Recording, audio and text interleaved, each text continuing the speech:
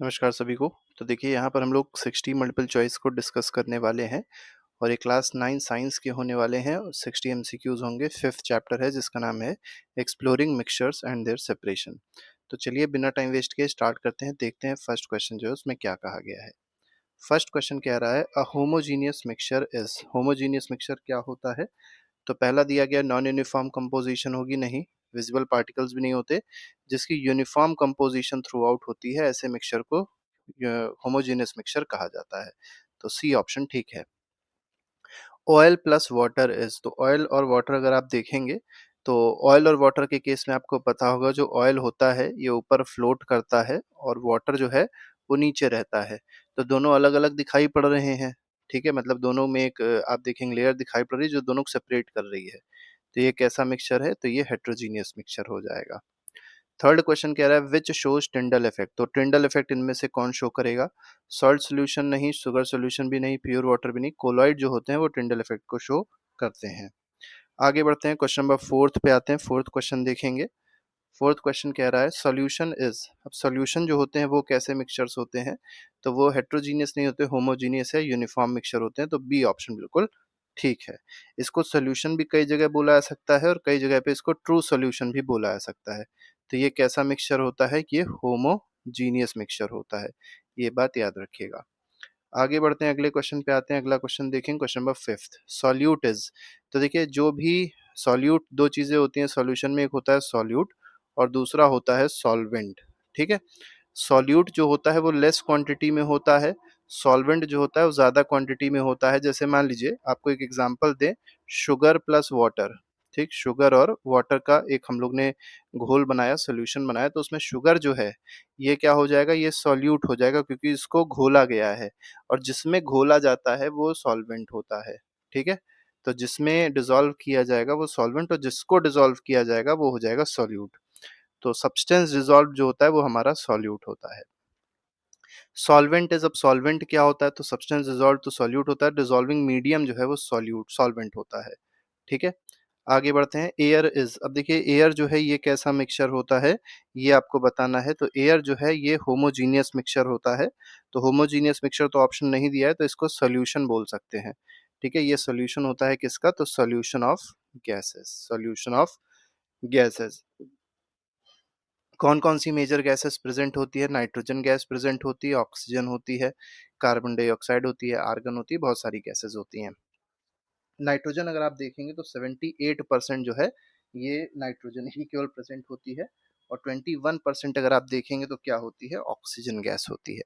तो इसको भी लिख देते हैं, 78% नाइट्रोजन होती है और 21% जो होती है ये ऑक्सीजन होती है, और बाकी जो गैसेज है वो रिमेनिंग 1% में आपकी बाकी गैसेज होती हैं। एट्थ क्वेश्चन पे आते हैं, which is not a mixture. तो कौन सा इसमें एक मिक्सचर नहीं है पूछा गया है? तो एयर मिक्सचर है, मिल्क भी मिक्सचर है, वाटर जो है वाटर मिक्सचर नहीं। वाटर क्या है? वाटर एक कंपाउंड है। क्या है ये? एक कंपाउंड है और इसका फॉर्मूला होता है H2O, ठीक है। तो याद रखिएगा इसके बारे में। अगले क्वेश्चन पे आते हैं, क्वेश्चन नंबर नाइन्थ देखेंगे। नाइन्थ क्वेश्चन देखिए क्या कह रहा है ये। Brass is. अब ब्रास क्या है? ब्रास एक एलिमेंट तो नहीं है, कंपाउंड नहीं है। ब्रास क्या है? एलॉय है, ठीक है। तो ब्रास क्या है? ब्रास एक एलॉय होता है। किसका किसका एलॉय होता है ये पता होना चाहिए। कॉपर का और जिंक का एलॉय होता है, ठीक है। और एक होता है ब्रॉन्ज, ठीक है। दोनों बहुत इंपॉर्टेंट है, पूछे आते हैं। ब्रॉन्ज जो है ये भी एलॉय होता है लेकिन कॉपर और टिन का होता है, और टिन का फॉर्मूला होता है एस एन, ठीक है। एस एन से उसको रिप्रेजेंट किया जाता है। तो कॉपर और टिन क्या बनाएगा? ब्रॉन्ज बनाएगा। कॉपर और जिंक क्या बनाएगा? ब्रास बनाएगा। आगे बढ़ते हैं, एलॉय जो होते हैं ये क्या होते हैं? तो एलॉय जो है ये एक होमोजीनियस मिक्सचर्स होते हैं, हेट्रोजीनियस नहीं होते हैं, बात याद रखिएगा। ये कैसे मिक्सचर्स होते हैं? They are homogeneous mixture. तो बी ऑप्शन बिल्कुल ठीक है। 11th क्वेश्चन पे आते हैं, 10 gram solute plus 90 gram solvent. अब ये देखिए आपको दिया गया है क्वेश्चन में 10 ग्राम सॉल्यूट है, तो सॉल्यूट आपके पास कितना हो गया? 10 ग्राम हो गया, ठीक है।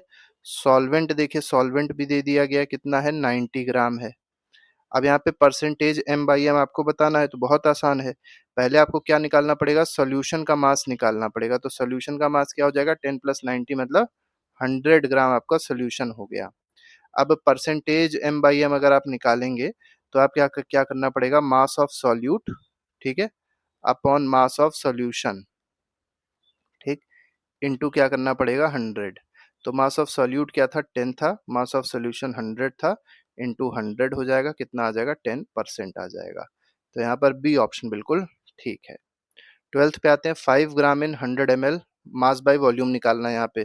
देखिए 5 ग्राम है, उसको 100 ml में डाला गया है, तो आपको क्या करना पड़ेगा, देखिए 5 पहले ऊपर लिख लीजिए और नीचे आ जाएगा 100 ml, इंटू किससे कर दीजिए 100 कर दिए, तो कितना आ जाएगा 5% आ जाएगा। तो यहाँ पर ए ऑप्शन बिल्कुल ठीक है। 2 ml इन 100 ml, अब वही सेम क्वेश्चन है, यहाँ पे वॉल्यूम बाय वॉल्यूम का एग्जांपल दिया गया है, तो ये भी वॉल्यूम है, ये भी वॉल्यूम है, तो वॉल्यूम बाय वॉल्यूम इस केस में कितना हो जाएगा, तो 2/100 हो जाएगा, इंटू 100 हो जाएगा, कितना आ जाएगा 2% इसमें बन जाएगा आंसर। तो बी ऑप्शन बिल्कुल ठीक है। 14th, increasing solute will concentration, मतलब अगर आप सॉल्यूट बढ़ा रहे हैं तो कंसेंट्रेशन जो होती है वो क्या हो जाती है, तो देखिए सॉल्यूट अगर बढ़ाया जा रहा है, ठीक है, सॉल्यूट बढ़ाया तो कंसेंट्रेशन जो होती है सॉल्यूशन की वो भी क्या हो जाती है, इंक्रीज हो जाती है, क्योंकि कंसेंट्रेशन का मतलब ही होता है amount of solute present in the solution. ठीक है, अमाउंट ऑफ सॉल्यूट के बारे में बताता है जितना प्रेजेंट है किसमें, 100 ग्राम ऑफ सोल्यूशन, तो वही होता है हमारा कंसेंट्रेशन। तो इसलिए सॉल्यूट बढ़ाएंगे तो कंसेंट्रेशन भी इंक्रीज हो जाती है। अब मान लीजिए कहा जाता सॉल्वेंट बढ़ाते, मान लीजिए इसे हम कहते सॉल्वेंट बढ़ता तब कंसेंट्रेशन क्या होती, तब कंसेंट्रेशन रिड्यूस हो जाती, ये बात भी याद रखिएगा। 15th क्वेश्चन पूछा गया ओआरएस, ओरल रिहाइड्रेशन सोल्यूशन जो होता है, आप लोगों ने ओआरएस का घोल सुना होगा, ठीक है, तो उसमें जो सॉल्ट होते हैं या जो अलग अलग मिक्सचर्स होते हैं वो किसी भी अमाउंट में हो सकते हैं, नहीं फिक्स्ड प्रपोर्शन में होना चाहिए, तो बी ऑप्शन बिल्कुल सही है इसमें। ठीक है, तो सॉल्ट शुगर और वाटर का एक फिक्स्ड प्रपोर्शन होना चाहिए। क्या क्या होता है इसमें, सॉल्ट होता है, शुगर होता है और वाटर होता है, तो कोई भी प्रपोर्शन नहीं हो सकता है तीनों का, एक फिक्स्ड प्रपोर्शन होना चाहिए। 16th कह रहा है if 20 gram of solute in dissolve in 80 gram solvent, तो देखिए सॉल्यूट आपको 20 ग्राम दे दिया गया, सॉल्वेंट आपको 80 ग्राम दे दिया गया, तो पहले आप सॉल्यूशन निकालिए, सॉल्यूशन का मास कितना हो जाएगा, तो 20 प्लस 80 मतलब 100 ग्राम हो जाएगा। अब आपको करना क्या, परसेंटेज एम बाई एम निकालना है, तो मास ऑफ सोल्यूट कितना हो जाएगा 20 upon mass of solution 100 into क्या हो जाएगा 100, आंसर क्या आ जाएगा 20% आ जाएगा। तो ए ऑप्शन बिल्कुल ठीक है। क्वेश्चन नंबर 17 पे आते हैं, विच इज मोस्ट कंसेंट्रेटेड, तो देखिए कंसेंट्रेशन परसेंटेज से रिप्रेजेंट करी आती है, तो 20% जो दिया गया है वो इनमें सबसे ज्यादा है, तो ये सबसे ज्यादा कंसेंट्रेटेड हो जाएगा, और इनमें सबसे कम कंसेंट्रेटेड 2% वाला होगा। यहाँ पे देखिए 10 ml इन 100 ml सॉल्यूशन, तो 10 ml सॉल्यूट को डिसॉल्व किया गया है 200 ml सॉल्यूशन में। ठीक, अब आपको बताना है परसेंटेज v बाई वी क्या हो जाएगा, तो 10/200 कर दीजिए, इंटू 100 कर लीजिए, ये कट गया, आंसर क्या आ गया 5% आ गया। तो 18th का जो आंसर है that is what, that is 5%। चलिए, कंसेंट्रेशन डिपेंड्स ऑन, अब कंसेंट्रेशन जो है ये किस पे डिपेंड करती है, ये आपको यहाँ पर बताना है। तो टेम्परेचर पे ओनली डिपेंड करती है, गलत है, का अगला दिया है अमाउंट ऑफ सोल्यूट पे डिपेंड करेगी, ये भी गलत है। Ratio of solute upon solution, ये इस पे डिपेंड करेगी मेनली, कि सॉल्यूट और सॉल्यूशन का रेशियो क्या है उस पे डिपेंड करती है, ये बात याद रखिएगा। आगे बढ़ते हैं, अगला क्वेश्चन देखेंगे, अगला क्वेश्चन, क्वेश्चन नंबर, देखिए यहाँ पर कई लोग सोचेंगे बी ऑप्शन सही है, बी ऑप्शन नहीं सही है। सबसे जब 4 ऑप्शन होते हैं तो जो मोस्ट एक्यूरेट होता है उसको टिक लगाना पड़ता है, और मोस्ट एक्यूरेट इसमें सी ऑप्शन है।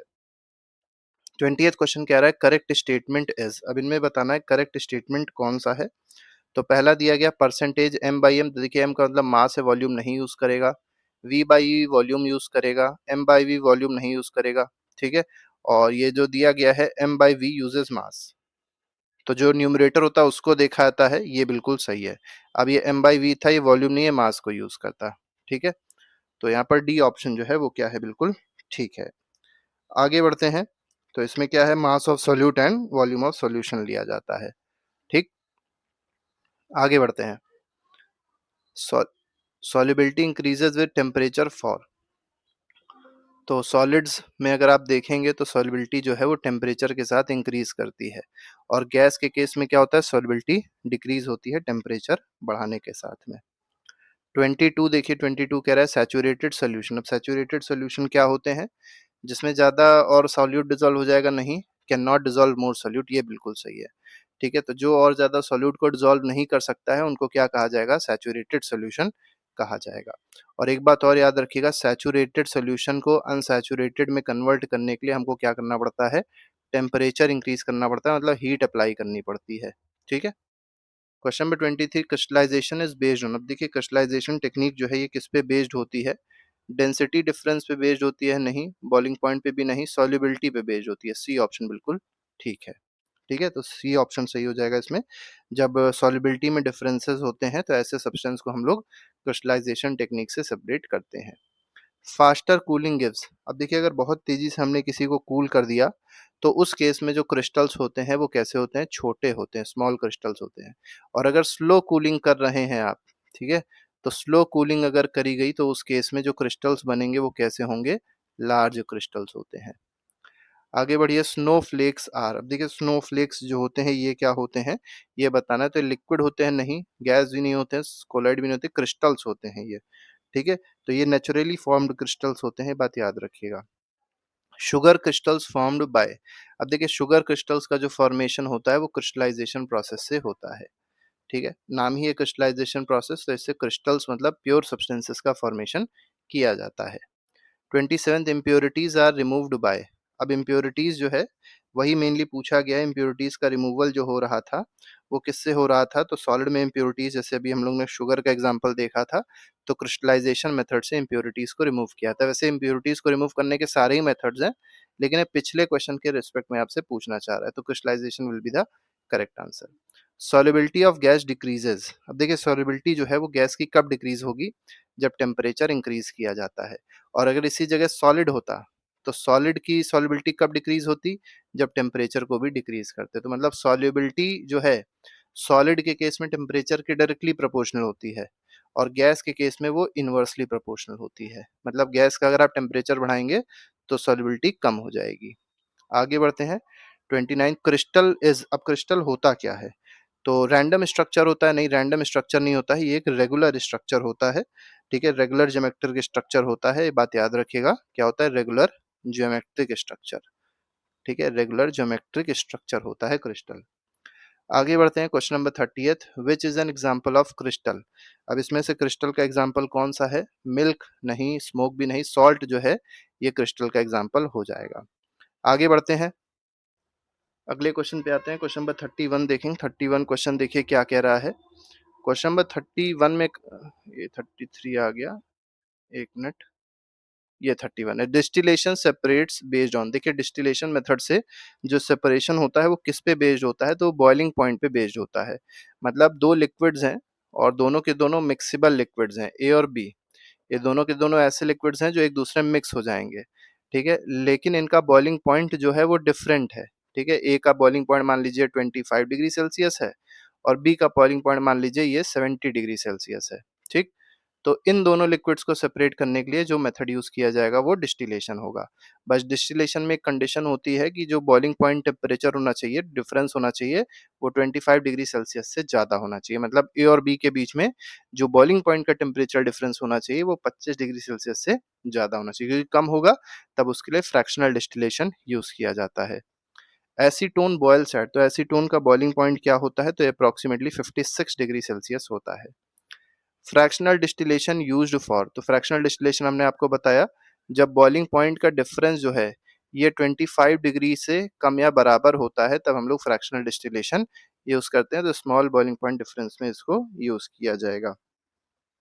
आगे बढ़ते हैं। Chromatography separates by. तो क्रोमेटोग्राफी मेथड जो होता है इसमें सेपरेशन किस बेस्ड पे होता है, तो speed of the movement of particles पे बेस्ड होता है। तो बी ऑप्शन इसमें सही हो जाएगा। इसमें कलर ना लगा दीजिएगा। ठीक है, तो इसमें होता क्या है, सब्सटेंसेस जो होते हैं वो डिफरेंट स्पीड से मूव करते हैं। ठीक है, तो इससे हम लोग इसको सेपरेट कर सकते हैं क्रोमेटोग्राफी मेथड में, ऐसे सब्सटेंसेस को। 35th, ink separation uses. अब इंक सेपरेशन जो है यहाँ पर क्रोमेटोग्राफी यूज हो रही है। ठीक है, तो इंक को अगर सेपरेट करना है, इंक के कंपोनेंट्स को सेपरेट करना है तो क्रोमेटोग्राफी मेथड को यूज किया जाएगा। 36 क्वेश्चन पे आते हैं। LPG is obtained by. LPG का मतलब होता है लिक्विफाइड पेट्रोलियम गैस। अब इसको ऑब्टेन करने के लिए जो मेथड यूज किया जाएगा वो डिस्टिलेशन नहीं होगा, वो क्या हो जाएगा, फ्रैक्शनल डिस्टिलेशन हो जाएगा। ठीक है, परफ्यूम एक्सट्रैक्शन यूजेस, देखिए परफ्यूम का जो एक्सट्रैक्शन होता है ये किस मेथड से होता है, तो ये डिस्टिलेशन मेथड से होता है। सब्लिमेशन क्या होता है, सॉलिड जब डायरेक्टली गैस में कन्वर्ट हो जाती है, लिक्विड में कन्वर्जन नहीं होता है, तो उसके लिए सब्लिमेशन टर्म यूज किया जाता है। सब्लिमेटिंग सब्सटेंसेस याद रखिएगा, जैसे नैप्थलीन जो है वो सब्लिमेटिंग सब्सटेंस है। कैम्फर जो है ये भी क्या है, सब्लिमेटिंग सब्सटेंस है। सॉलिड CO2 जो होता है, ठीक है, ये भी क्या है, सब्लिमेटिंग सब्सटेंस ही होता है। ठीक है, तो इस तरीके से कई सारे सब्लिमेटिंग सब्सटेंसेस आपको पता होने चाहिए। 38th question, paper chromatography works on, तो ये पेपर क्रोमेटोग्राफी जो है किस प्रिंसिपल पे काम करती है, तो मूवमेंट डिफरेंस पे काम करती है। आगे बढ़ते हैं, डिस्टिलेट इज, अब डिस्टिलेट क्या होता है, तो डिस्टिलेट जो होता है ये कंडेंस्ड लिक्विड होता है, जो लिक्विड कंडेंस होके पहुंचा दूसरे फ्लास्क में, उसको डिस्टिलेट कहा जाता है। ठीक है, आगे बढ़ते हैं, क्योंकि इसके इस हम लोग ने डिस्टिलेशन में पढ़ा था, इसमें कंडेंसर लगा होता है जो मतलब गैसियस वो जो फेज होता है उसको लिक्विड में कन्वर्ट कर देता है, तो जो बनेगा दूसरे उसमें जाके दूसरे फ्लास्क में वही डिस्टिलेट कहलाएगा। 40th कह रहा है रेसिड्यू रिमेन्स इन, अब रेसिड्यू जो है वो किस में बचा रह जाएगा ये बताना है, तो रेसिड्यू जो है फ्लास्क में बचा रह जाता है। ठीक है, आगे बढ़ते हैं, suspension particles are, suspension particle जो होते हैं ये कैसे पार्टिकल्स होते हैं, तो ये विजिबल नेकेड आई से विजिबल होते हैं, इतने बड़े होते हैं ये। Suspension particles do not settle, ये देखिए सस्पेंशन पार्टिकल जो होते हैं वो सेटल डाउन हो जाते हैं। जैसे सस्पेंशन का एग्जांपल आप समझ लीजिएगा, सैंड और वाटर, सैंड और वाटर, तो अगर इसको थोड़ी देर के लिए रख दिया जाता है तो सैंड जो है वो नीचे सेटल डाउन हो जाता है। आगे बढ़ते हैं, क्वेश्चन नंबर 43 देखिए, 43rd क्वेश्चन क्या कह रहा है, कोलॉइड पार्टिकल्स के बारे में पूछा गया है। कोलॉइड पार्टिकल्स के बारे में क्या आपको बताना है, तो कोलॉइड पार्टिकल जो है ये सेटल नहीं होते हैं, तो ये डू नॉट सेटल हो जाएगा, क्योंकि इनका साइज कुछ इस तरीके का होता है, मतलब जो कोलॉइड के पार्टिकल्स होते हैं उनका साइज अगर आप देखेंगे तो वो सस्पेंशन से छोटा होता है, लेकिन ट्रू सोल्यूशन से बड़ा होता है, सेटल नहीं होते हैं। आगे बढ़ते हैं, पार्टिकल साइज इन कोलॉइड, तो कोलॉइड के केस में जो पार्टिकल का साइज होता है ये 1 से 1000 नैनोमीटर के बीच में होता है, तो बी ऑप्शन बिल्कुल ठीक है। लेस देन 1 नैनोमीटर किसका साइज होता है, तो ये ट्रू सॉल्यूशन में जो सब्सटेंसेस होंगे या पार्टिकल्स होंगे उनका साइज होगा। और ग्रेटर देन 1000 नैनोमीटर कहाँ पर होता है, तो ये कोलॉइड, ये सस्पेंशन के केस में होता है, सस्पेंशन के केस में होता है, तो ये भी बातें आप लोग को पता होनी चाहिए। मिल्क इज मिल्क जो है वो क्या है, तो मिल्क एक कोलाइड है, इमल्शन भी इसको बोल सकते हैं, क्योंकि इमल्शन भी एक तरीके का कोलाइड ही होता है। आगे बढ़ेंगे, अगले क्वेश्चन पे आएंगे, 46। इसमें कहा गया ब्लड इज अ, ब्लड क्या होता है, तो ब्लड जो है ये भी एक कोलाइड होता है, तो ब्लड और मिल्क दोनों दोनों कोलाइड हैं। ठीक है, आगे बढ़ते हैं, सेंट्रीफ्यूगेशन वर्क्स ऑन, अब देखिए सेंट्रीफ्यूगेशन एक इंपॉर्टेंट टेक्निक है सेपरेशन की, और इसमें क्या होता है, डेंसिटी डिफरेंसेस जो होती है ऐसे सब्सटेंसेस जिसमें डेंसिटी अलग अलग होगी उनको सेपरेट किया जाएगा। आगे बढ़ते हैं, क्वेश्चन नंबर 48 क्या कह रहा है, heavier particles move during centrifugation, जो हेवियर पार्टिकल, जो हेवी पार्टिकल्स होते हैं वो सेंट्रीफ्यूगेशन जब किया जाता है तो किधर मूव करते हैं पूछा गया है। तो जो देखिए जिनकी डेंसिटी ज़्यादा होती है, जो हेवी पार्टिकल्स होते हैं वो बाहर की ओर मूव करते हैं। क्यों, क्योंकि इन पे फोर्स जो लग रहा होता है, सेंट्रीफ्यूगल फोर्स, वो भी क्या होता है, ज़्यादा होता है, मास ज़्यादा है तो फोर्स भी ज़्यादा होगा। 49th कह रहा है कोएगुलेशन फॉर्म्स, अब कोएगुलेशन जो होता है इसका मतलब, कोएगुलेशन के केस में बड़े बड़े गांठ टाइप के बन जाते हैं, तो ये क्लम्स इसको कहते हैं, तो क्लम्स का फॉर्मेशन होता है कोएगुलेशन में। ठीक है, आगे बढ़ते हैं, थक्का जमना जिसको कहते हैं। एलम एक्ट्स एज, अब देखिए पोटैश एलम जो होता है, फिटकरी जिसको कहते हैं, वो कोएगुलेंट की तरह बिहेव करती है, और जो खराब पानी है, मतलब जो गंदा पानी होता है उसको साफ करने के लिए इसी एलम को यूज किया जाता है, क्योंकि इससे इम्प्योरिटीज जो होती हैं वो एलम पे आके चिपक जाते हैं और कोएगुलेशन हो जाता है। Tyndall effect occurs due to, Tyndall effect जो होता है वो किस वजह से होता है, तो ये स्कैटरिंग ऑफ लाइट की वजह से होता है, तो बी ऑप्शन बिल्कुल ठीक है। 52 कह रहा है no Tyndall effect seen in, तो नो, कोई भी टिंडल इफेक्ट नहीं देखने को मिलेगा, सोल्यूशन में टिंडल इफेक्ट देखने को नहीं मिलता है, तो फॉग में देखने को मिलेगा, सस्पेंशन में भी दिख जाता है, कोलाइड बस सोल्यूशन में नहीं दिखाई पड़ता क्योंकि इसके पार्टिकल्स बहुत ही छोटे छोटे होते हैं। इमल्शन इज देखिए इमल्शन जो है ये क्या होता है, ये मतलब एक कोलाइड है, लेकिन किस तरीके का कोलाइड है, तो लिक्विड इन लिक्विड कोलाइड है, तो बी ऑप्शन बिल्कुल ठीक है। Milk is an emulsion of, तो मिल्क जो है ये किसका इमल्शन है ये आपको यहाँ पर बताना है, तो ये ऑयल इन वाटर का इमल्शन। अब देखिए यहाँ पर ऑयल जो है ये कुछ और नहीं है, फैट की बात हो रही है, तो फैट्स इन वाटर यही कहलाएगा, मिल्क कहलाएगा। तो milk is an emulsion of oil in water. Fog is, अब देखिए फॉग जो होता है ये क्या होता है? तो फॉग में देखा जाए तो गैस इन गैस पहला दिया गया है, दूसरा दिया गया है लिक्विड इन गैस, यही सही है। तो फॉग जो है वो क्या है? लिक्विड इन गैस है। तो लिक्विड ड्रॉपलेट जो होते हैं वो गैस में डिस्पर्स्ड होते हैं। आगे बढ़ते हैं, क्वेश्चन नंबर 56, स्मोक इज, अब स्मोक क्या है ये बताना है आपको।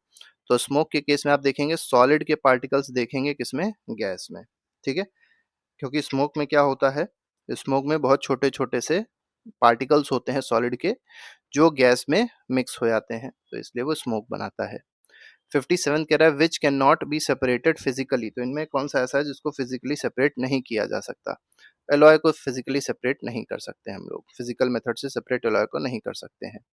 सीवेज ट्रीटमेंट यूजेस, अब सीवेज ट्रीटमेंट इनमें से क्या यूज करेगा? तो डिस्टिलेशन, फिल्ट्रेशन, कोएगुलेशन, क्रोमेटोग्राफी, इनमें से क्या यूज करेगा सीवेज ट्रीटमेंट? तो मेनली अगर आप देखेंगे तो कोएगुलेशन यूज करेगा, ठीक है, कोएगुलेशन को यूज कर सकता है। क्लाउड्स आर, अब देखिए क्लाउड जो होते हैं ये कैसे होते हैं? तो क्लाउड सॉल्यूशन नहीं, सस्पेंशन कोलाइड होते हैं। तो सी ऑप्शन बिल्कुल ठीक है। लास्ट क्वेश्चन है वेस्ट सिग्रीगेशन हेल्प्स, अब देखिए वेस्ट सिग्रीगेशन जो है वो किस चीज में हेल्प करेगा? तो ये रिसाइकलिंग में हेल्प करता है मेनली, तो बी ऑप्शन बिल्कुल ठीक है। सेग्रीगेशन का मतलब होता है वेस्ट को अलग अलग करना, मतलब जो सॉलिड वेस्ट है उसको अलग करना, लिक्विड वेस्ट को अलग करना, तो वो रिसाइकलिंग में हेल्प करता है। तो इस तरीके से 60 क्वेश्चंस थे जो हम लोग ने डिस्कस किए। इसके अलावा और भी कई सारे एमसीक्यूज, नोट्स, क्वेश्चन आंसर्स हैं जिसको प्लेलिस्ट में आप जाके देख सकते हैं और अपना रिवीजन अच्छे से कर सकते हैं। अभी के लिए फिलहाल नहीं, thank you very much, good bye, जय हिंद।